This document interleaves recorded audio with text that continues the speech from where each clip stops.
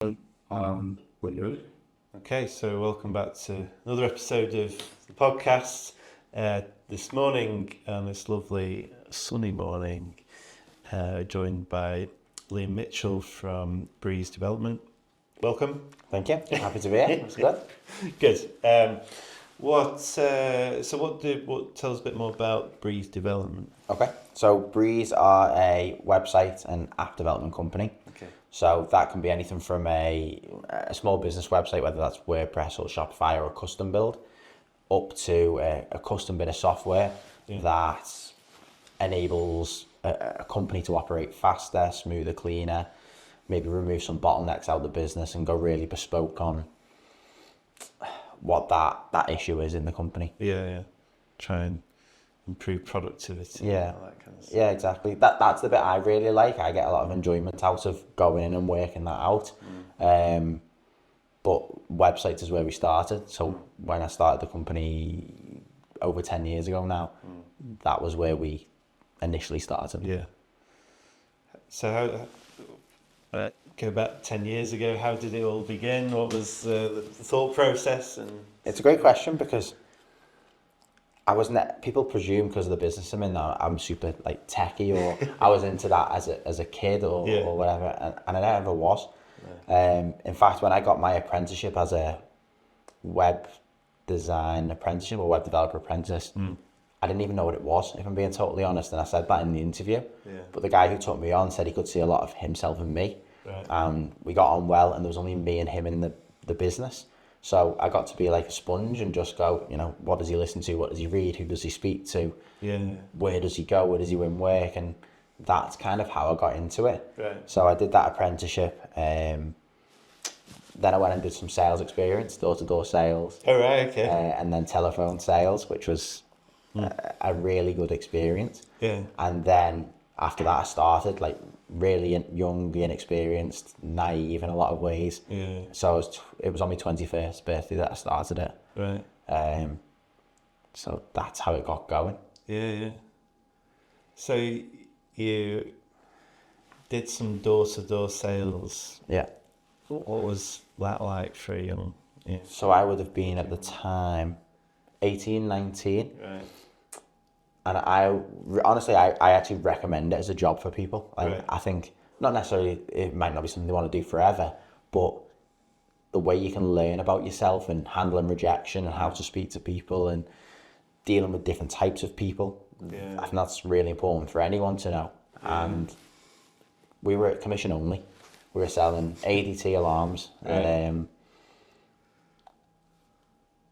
Amazing. It was... At 19, I was like training people. So like when you'd done so well, you went up to like the next tier and you'd have people under you and that type of thing. And it's a great experience at that age that you can just kind of go and do and try and no risk really. I was like I didn't do door-to-door sales, but I was an IT consultant. I used to go around I was in different businesses every week. And not knowing who you're going to speak to, what it's going to be like, who they. I kind of liked that thing of the unknown. But you're getting that multiple times every hour. Well, we had targets. It was knock on 120 doors. You'll speak to 80 people. You'll get in 8 homes to do pitches, and you'll close 1 a day. That was like the targets. And I still remember them now. So, it was good. But hard as well. Knocking 120 doors a day, speak to 80 people.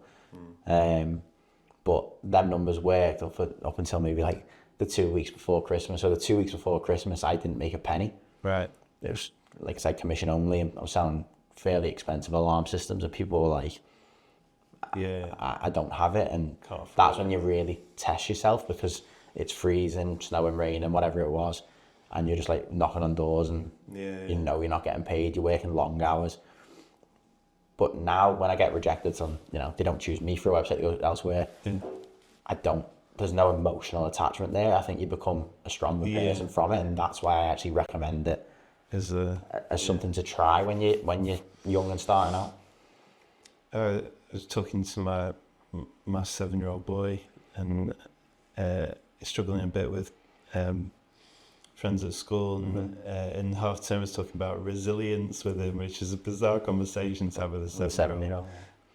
But I mean, that kind of work really builds up resilience, doesn't it? 100%. And then no matter what you do, I think when you get older, that can only help. Yeah. I could have went into any career and that wouldn't have hurt me. Yeah. Like doing it. And then telesales, do you prefer telesales or? You know what, I actually preferred face-to-face. I think I do a lot better Yeah. face-to-face. I think that's the same now in this business. I generally do better, perform better when I'm with someone than just on the phone. Yeah. So I actually preferred face-to-face, even though it was colder at times. Yeah. And then you kind of, so then you start your own business, and it's for you then, isn't it? The sales are for you. I'd been in sales in the past, and you can get some really big deals and get a really small amount of commission from it. And so from multi-million pound deals where you might get 0.0001% of, and that's in a pot going to 200 quid a month in your first deal, and you're like, oh, I'm actually making more out of this than I would do before. 100%. And you get so much more. I get a lot more fulfillment from that. Yeah, a bit more of a buzz. Yeah, I think so. And then what's different then is obviously you get a team, and then it's getting spread more ways, and you're managing finance and that type of thing. But I like business. I like that. That's the bit that I've always liked. So when I obviously went into web development, I will sometimes wonder if I would have got an apprenticeship in something else, would I have gone and done a business in that, rather than it being web development that I was kind of clued up on. Was that the first thing that you went to? I would have went into something. If I would have started that, I'll never know. But it was always the business side that interested me. So who knows? I mean, it's a big thing, isn't it? Starting a business, so that being so young. It's still going. Yeah. Give me age away, but 21 to 31. But to be honest, I get a lot of comments about starting at 21. Like positive comments about it. But if anything, I think you've got a lot less risk then. I had no risk. My risk was I couldn't pay my mum and dad keep. And they wouldn't have kicked me out. They would have been okay. Or I might have missed a lad's holiday or a night out or whatever it might have been. There was no risk. Whereas I've got a 2.5-year-old now. I've got another baby on the way. I've got a mortgage, all that type of thing. That the risk is different for someone who starts at 30, 40, 50 in terms of they might be leaving a high paying job or somewhere where they're comfortable. So when I get good comments for starting young, I often think the other way of, that's maybe the best time to do it. That's maybe the best time to do it, even though you don't have the experience. You're going to learn so fast doing it. Well, I kind of did it the other way, but as the career takes off and you start earning more money, you get more responsibilities. And married, children, house, and so you're earning more money, and it's a huge risk to then go, okay, I'm just going to start and do my own thing. But 2020 came along, and I was made redundant a few weeks before it all kicked off, and there was no jobs around, so I kind of thought, well, there's no reason not to, Do you think you might have made that jump anyway, or do you think that came from? No, I don't think I would. No, there wouldn't have been the time at all. So it was a good and a bad thing. It's interesting because sometimes that negative can lead to such a big positive later that you don't even know it's around the corner. Well, most things really, but if you can come out of it, they tend to, you learn a lot more in the hard times, I think. 100%. So, if you were to give yourself any advice back then, now, what would you say to yourself? I think back then I thought the work was going to come easier than it did in terms of leads and closing them and how much you actually have to do to build up that. reputation, that circle of influence, then the people around you. I probably would have networked earlier. I probably would have, I would have just done more. I thought I was doing enough, but then you look back and I wasn't doing enough in then maybe first 2-3 years. So that'd be something that I'd recommend. I'm trying to think if there's anything else, but I think that's the key one really, is do more. I had enough time to be doing more of what I'm doing now then, and I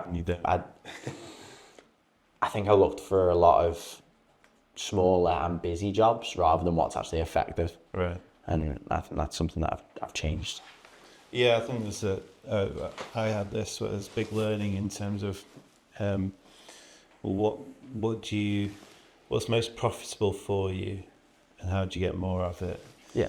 Rather than going for the easier, less profitable, you're doing more work for it, and 100%. It's tricky, isn't it? It's a balance, I think. Yeah, well, I don't necessarily see being busy as a good thing anymore. I see it as like, am I doing some jobs that I shouldn't be doing? Is there something there that I should have passed off to the team, or I should have trusted someone else with, or maybe an external resource or some software? Is there something that I shouldn't be doing that's meant I'm so overwhelmingly busy today, or this week, or this month, if it's a sustained period of time? Because I think you should spend a lot of time doing what you're best at, not just being busy. Yeah. There can be a badge of honour, can't there? It used to be a thing, especially in law firms, from people that I know, that if you were the first one to leave the office, that was frowned upon. Yeah. And a badge of honour to be busy and have all days full of meetings and you're back to back. Yeah. I mean, both of us do a fair amount of networking, and you go to a lot of events and you say, how's things? 90% of people go either good or busy. Yeah. Busy being maybe the main one, as if it's, you kind of need to say that as a bit of I'm busy. Yeah. But does that mean like you're busy doing what you want to do? Are you actually busy, or is it just like a auto response? Yeah. So I always find that quite interesting to actually like dig into that of what is busy. Yeah. It's interesting. So like with business now and employing people and everything like that, do you get? I suppose I get quite a lot of fulfillment from having a team and seeing their lives develop and things like that. Has that added something to? Yeah. Me and my wife often joke that I speak to Alfin, who's one of our main guys, who is our main guy realistically in terms of involvement with me. Yeah. I speak to him more than her. So the other night she took the baby up to bed, and then I got a text like 2 hours later going, are you still on the phone to Alfin? And this is at 9-10 at night. Because we're just coming up with ideas. He does a lot of the operational stuff while I'm out, here networking, whatever. So we were just touching base, and then we went on to like personal stuff. So he's hopefully looking to get married maybe next year, that type of thing. So you do become very close to him because you're seeing him every day. That's important, I think. Yeah. To have that kind of connection with people, especially if they're closest ally with your business. Yeah. And it's weird because I never came from another agency or even another business really. Like door-to-door sales is quite on your own, telesales is kind of constant. I've never really had that experience of coming from somewhere else and seeing an atmosphere and the systems of it before I had to kind of make my own. Sure. So it wasn't something that I had any really real experience with. Which I always think is interesting. Do you think that's a good thing?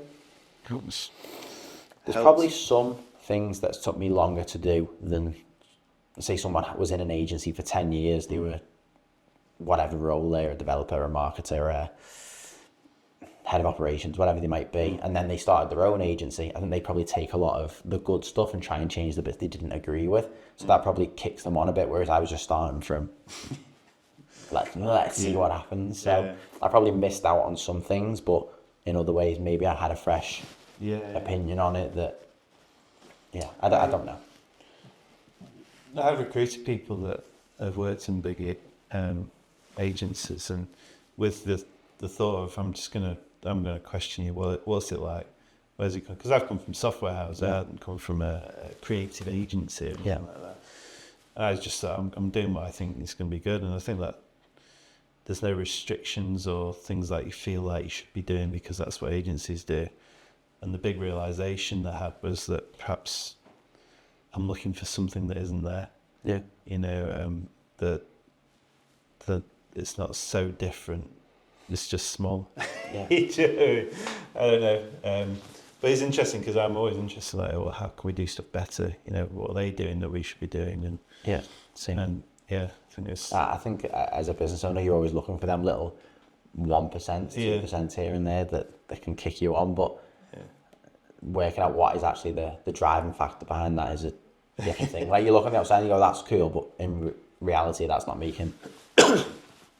Were you like surrounded by business owners growing up? Or No. My granddad owned the radio station at one point. Right. But that didn't go well, so it wasn't like a sales point. Apparently, when I was a really young baby, I think my first 2, 3, 4 years of being alive, I think my dad ran something, something to do with car radios before they were kind of just in there. Yeah. But again, that wasn't something he like speaks of fondly or that kind of. Yeah, I didn't really have loads around it. I got quite lucky, to be honest, and I've said this many times. I went through the Prince's Trust. I think it's called the King's Trust now. Yeah. Due to my age, I qualified for that, and I wasn't really bothered about the grant. I got £1,000, I think, which I bought a laptop with. But I got a business mentor out of it, and the business mentor I got really lucky with was a guy called Brian Lewis, who founded Cash Generator. Right. So he was meant to have like 3 1-hour sessions with me, or 6 1-hour sessions, something like that, as part of it. And we ended up getting on well, and we're friends. So that relationship still continues today. Right. Not where we see each other very often now, maybe 3 times a year. But in the early days, it was nice to have someone just to kind of bounce off, to ask questions to. My old manager, who I did the web development apprenticeship with, I'll occasionally ask him questions, like things, and but no, everything really was just from going, looking and finding people myself. There was not really a background in the family of or even friends who ran businesses. Finding a mentor is quite a big thing, isn't it? 100%. I've been lucky to find someone that I don't know whether he knows it, but I treat him as a bit of a mentor, and he's very generous with his time. Someone that's kind of done what you're trying to do, and has run a business and knows it. The family's it's full of successful people, but they've never really ran their own business and don't know the things that go on and the pressures involved in that, and what, you know, there's levels of risk that of owning a business you probably don't appreciate when you're not, which others don't get or don't want to have in their life, and things like that. And it's good to have someone that understands that and knows what they're doing. I think I'd done everything but the finance side of business. Like, have you done this before? Can you give me someone who's got an example of when they've done this that it might not have worked, or that it has, and this is how they do it, or 100%. They know someone that you can talk to, and it's huge, isn't it? It's a big factor, and that's why relationships are important. You know, that you build it, networking or with clients or similar businesses, because at times you do need to lean on people, because if stuff aren't good, it's hard to maybe tell the wife, because it might make her worry, or she doesn't understand it from her perspective, or maybe it's hard to tell some of the staff because they don't want to worry that something might not be right, or it's nice to have someone external that you can just lean on. I mean, there is a few good groups out there. I mean, one of my friends, Katie, she runs a club called the Young Entrepreneurs Club, which is nice because it gets people in that, I think it's 18 to 30, 35. Right. I still qualify, so it must be 35. Who can come in and kind of collaborate with each other and ask questions and that kind of thing. So that's good. And then I think most people, if you ask them, are willing to give you tips and advice. Yeah. I think a lot of people are just scared to ask, or scared to look silly, or scared to look like they don't know what they're doing. But I think if you ask a lot of people, I'm struggling with this, where do I go with it? I think a lot of people are happy to help. Yeah. I always say I've winged my way through life, and when you network in groups and you get to know people, you find that most people are winging. Doing the same, 100%. Some are just better at it than others. Yeah, you know? 100%. Like I've been running some little groups recently, some mastermind groups where I'm getting 6 business owners come in and we kind of discuss issues in the business and work through it. It's good. Because I'm going to be going into a bit of a more of a consultative role where I'm going to help people with bottlenecks and with issues in the business and try and help them to grow it effectively. So it was a little bit of a trial. I've been running these masterminds. We've ran 3 now, and it's interesting that some are new one-man bands and some are 130 staff companies, and they've all got issues. They've all got stuff that they don't know where they're at or what to do in a certain arena. And sometimes the person who's been going 1 year has got advice for the person who's been going 20 years just because they have a different skill set or they've seen something at their old job. So I think everyone has them frailties, lack of knowledge, whatever it might be. Interesting. So, I've got lots of questions about that. So before that, so away from work and everything, are you sporty? You got what's your kind of interest? I'm football based, so I don't really do any other sports. Although I've been telling myself I'm going to play paddle for the last 18 months, 2 years, and just never gotten yet. But no, I still play football every week. The gym, things like that. Stay relatively healthy, but I enjoy business, so like I don't necessarily track how much I'm working on it or what times. So that maybe most business owners probably work more than a 9 to 5, so that takes up a lot of time. I've got wife and baby obviously at home, another one on the way, so that takes up some time. And then play me football in the gym. That's pretty much me. So you got some idea of like teamwork and cohesion and all that kind of stuff. Do you think like there's a social side of it as well, isn't there, I suppose? Do you think having that sporting interest has helped you? Good question. Business or? I don't know, because my in-laws, the first time they came to one of my football games, because Kate's brother was playing, he came and played for us for a game. They said they'd seen a different side of me that they'd never seen before. So I don't know if I'm different people in different scenarios. I don't know. It's got to help being around people, and again, it's different personalities, different places, different people. So I think it can only help. I was watching a game of cricket at school yesterday. It's tied to the family. I won't go into it too much, but there was a dentist there, and he started asking me what I did for a living, and it's amazing who you meet at these kind of things. 100%. And I think that's about being open as well, because it's quite easy to go, especially as you grow the business, they're too small for me, or they don't look right, or it doesn't fit, or that I don't work in that area, or whatever it might be, and be quite closed off. But you never know who people know. Like, you're going to have hundreds of contacts. I've got hundreds of contacts. Everyone around us has got hundreds of contacts. You just don't know who people know. And I think that being open and receptive to it is where a lot of work comes from that you just didn't see coming. That's the big thing for me with networking. It's not the people in the room I'm selling to. Do anything to get credibility from them, because even someone who's just started a business will know someone. 100%. 100%. That might be good to come on here, or might be talking to them about this dodgy SEO people they've been using. No, 100%. I think that doesn't just even include networking rooms that you're in. Sometimes, like, there was who was telling me? Someone was telling me a story where they've been asking for someone for weeks and months in networking. I'm looking to speak to this person, I'm looking to speak to this person. In the end, the mum knew them. But he'd never thought to ask like family or friends or anything like that. His mum knew them. And he'd been asking for months at networking for an introduction. And look, it goes back to you don't know who everyone knows or who they could introduce you to. I wish I could remember who told me, but yeah, nice story.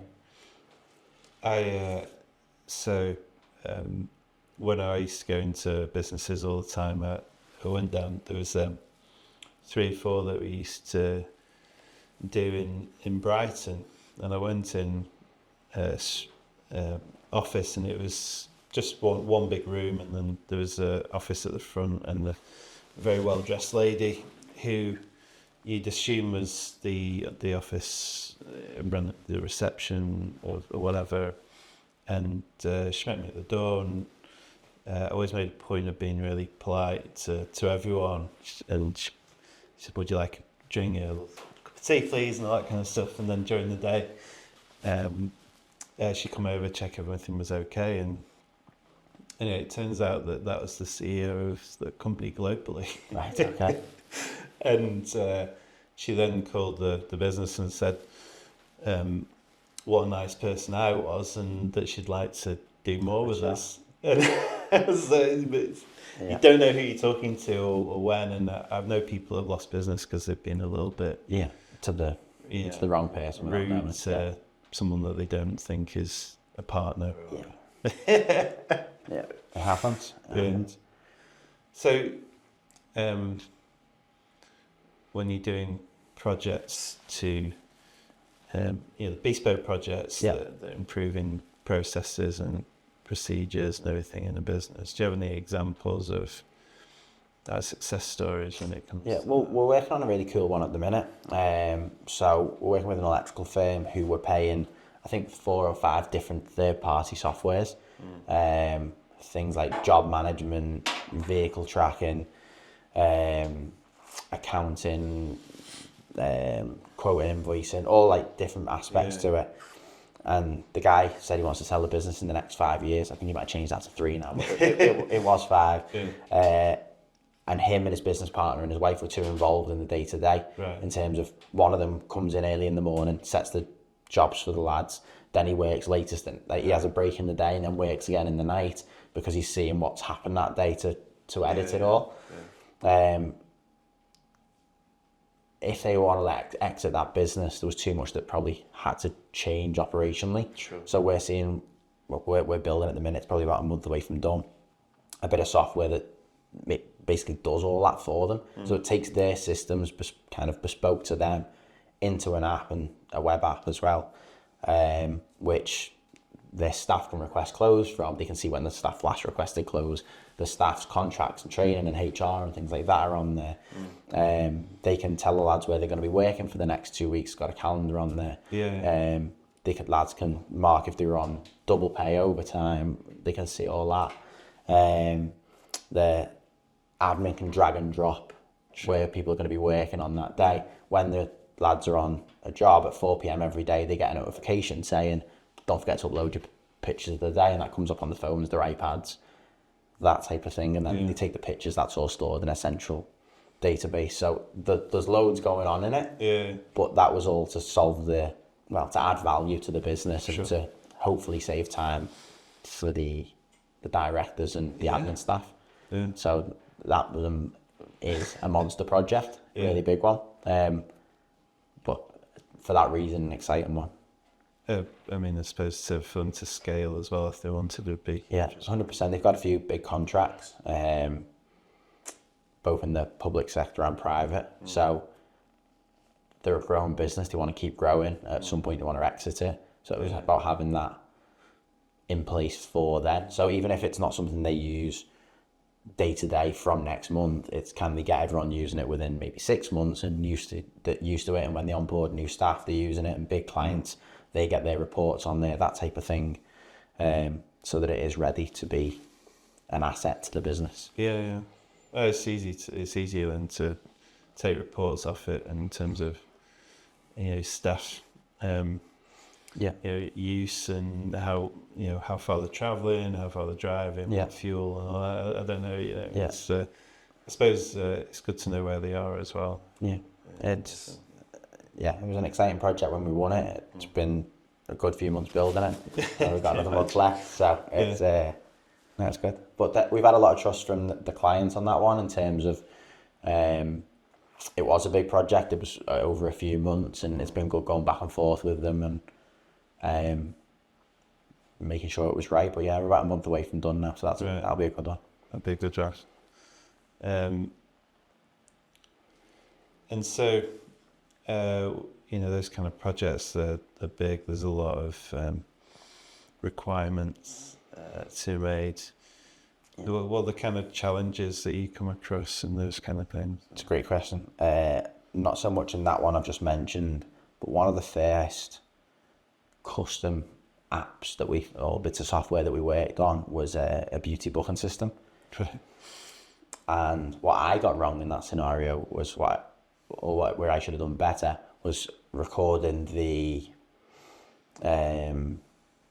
deliverables in a much more seamless way. Right. In terms of this is what you're getting, this, and this. Right. Because the project, as you're getting a lot of marketing or web development or app development, the scope can change very quickly. Yeah. And in the end, it got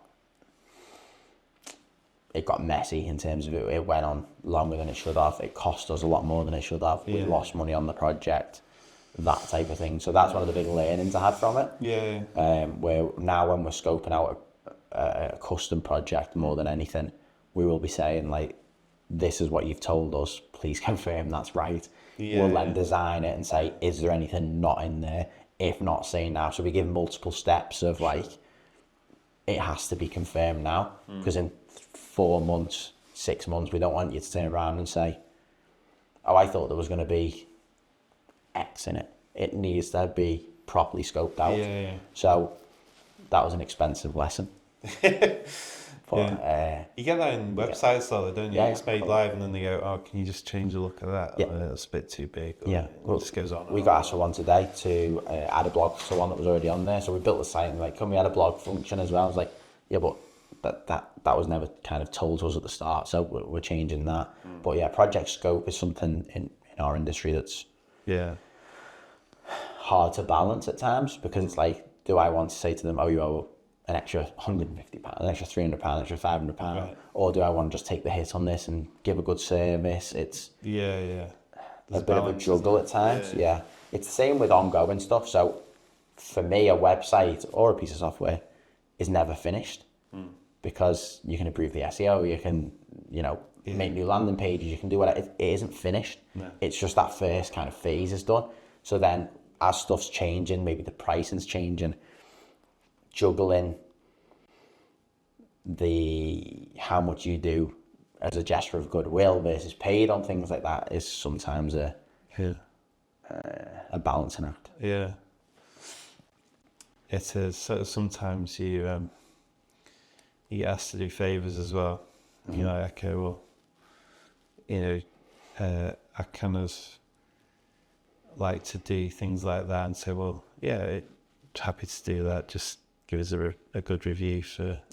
So, nothing comes completely for free. I think that's why it's good to know your data as well, because if you know your own figures, like your customer acquisition cost or your lifetime value of a customer, you can kind of build it in more easily, because you know on average that customer's worth $5,000, so doing a £50 job for them for a review is okay, but it's obviously not doing too many of them where you leave yourself in.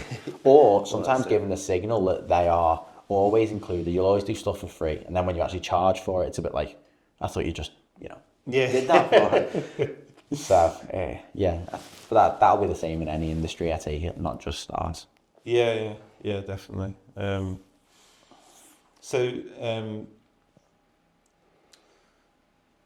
If you were to give anyone any advice, so any youngsters any advice about whether to start up on their own or not, what would you say? Any advice for any youngsters? Like, it has to be a youngster, or just for anyone starting a business? Well, whatever you think. I was thinking, because obviously your experience and you're working with the group now. I think if you can find a way to prove your value, deliver your value, then that's the core thing. Whether you have to do some of them when you're first starting out, I probably should have done this at 21. I never.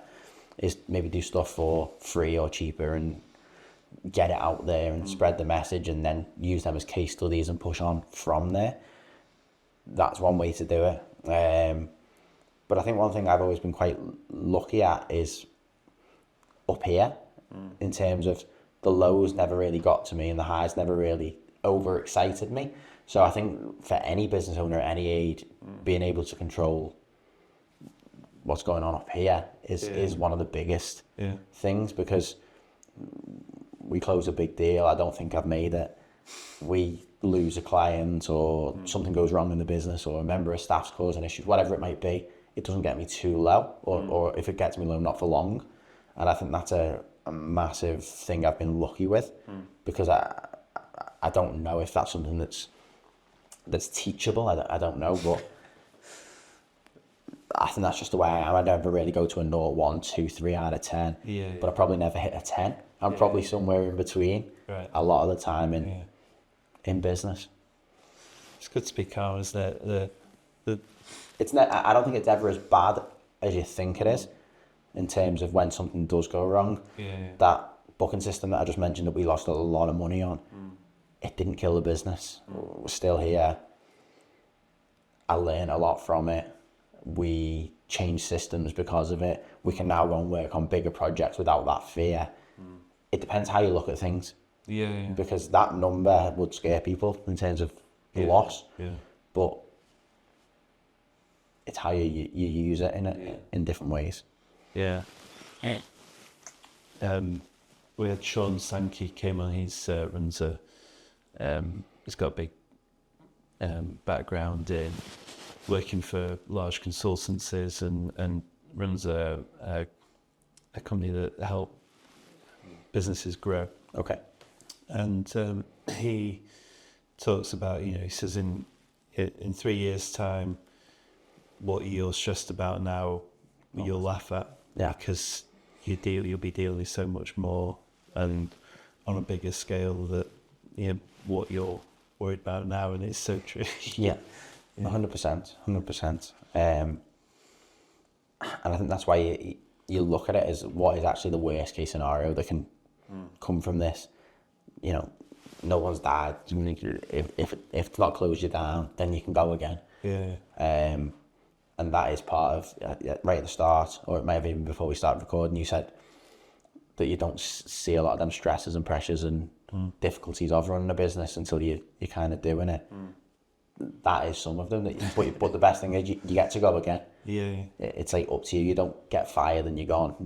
You might in a job, you just go again. And I think if you do that enough times, it works out. Well, they talk about same in sport as well. The higher level people, they'll probably review what's happened, what the learnings from it. Okay, what am I going to do this time, and learn from it each time, each day, each game of football, each cricket innings or whatever. It's like, well, how can I improve next time? But I think it's quite true, and people who are successful in whatever they do, they tend to have that higher level of analysis of performance or whatever they do. It was interesting that I heard an interview with Salah. Mo. And when he missed the chance, although it didn't necessarily get to him, if he pulled the face and went down, they thought it affected the rest of the team, because he's like a leader in that. So when he misses a chance now, he tries not to look sad about it or upset or stressed. He just smiles and gets on, but then shows we go again. And that was something that was pointed out to him, apparently. I saw that. It was another teammate, wasn't it, that came to him and said, you don't realise how influential that he is on everyone else. It might not, and again, going back to having staff, maybe sometimes your attitude or our attitude can spread elsewhere to you, clients, or the people at networking, wherever you are, and you don't even realise that you're doing it. So it's important. Interesting. So currently, what are the challenges for you guys? Good question. We're changing a bit of our position at the minute. We're working on on bigger projects, on a lot of people who want to be number one in their space. Or right. We had a call 3 weeks back, this is an example of an architect that they're in the top 100 architects in the UK in whatever their ranking is. Yeah. And they asked me to review their site, and for a new start business or for an okay size firm, the website was okay. But they hated it because it wasn't as good as the ones in the top 10. And they were like, that's where we want to be. So I want to work with companies who have that drive where they want to be in the top 10. I don't necessarily mean the top 10 on Google, but I mean like the top of their industry in the UK, or that might be locally for them. To grow and to... They want to learn, they want to invest, they want to expand because they're exciting to work with. They're open to ideas, they're willing to try stuff. It's engaging. We're doing a bit more consultancy stuff now. I think I mentioned that before, where we go in and look at bottlenecks and try and fix them, whether that's through software. Is it an updated website? Is it your marketing message, your sales, and actually looking at the actual structure. So I'm doing a little bit more of that at the minute. It's brand new. If we would have done this podcast a couple of months ago, it wouldn't have been there. But yeah, I'm really excited to start that, because I think I can add a lot of value to people, where I go in and actually just see what's happening day to day, and then consult on that, but then deliver. So it's a little bit of a mix between a CTO and a CMO. And then we actually do the delivery below us as well. Because I think in both our roles, you do a little bit of that anyway. Because if you're consulting someone on their SEO, for example, you're already looking at who they're trying to match up with, who are the customers, the demographics, how are they speaking to them, when they come to the site, how are you trying to convert them, speak to them. And then it's the steps after that sometimes we lose. You could be getting a lot of traffic to it, but their sales process might be dreadful. So you might get, let's say, 100 inquiries, but it takes them 6 days to get back in touch with them. So if that inquiry's come through and it took them 6 days to ring them back about the roof, that sale's probably gone. And then they go, oh, the SEO isn't working.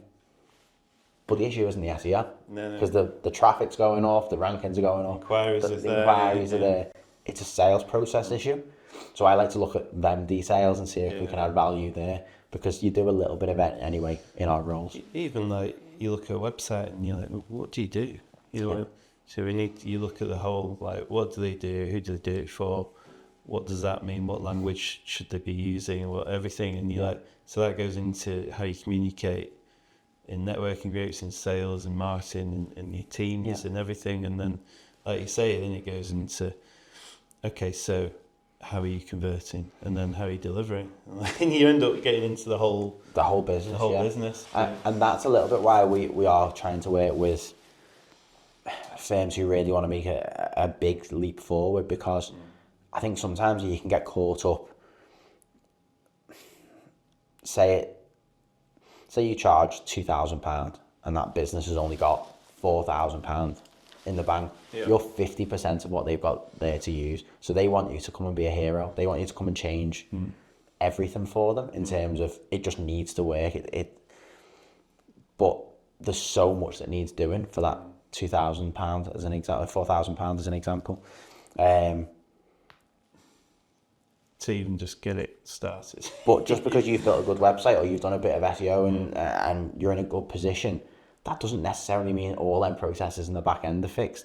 Whereas if a company's a bit more established, they've got a lot of that in place, you probably see better results off the back of it anyway. Because if you're generating an extra 50 leads for, I don't know, Coca-Cola, there's a good chance they've got a lot of processes in place to actually go and deliver the service or the leads coming in. Whereas the new start plumber might not. So I'm quite enjoying getting involved in the operations and seeing what's there, but at the same time I wanted to be delivering for people who were ready to win.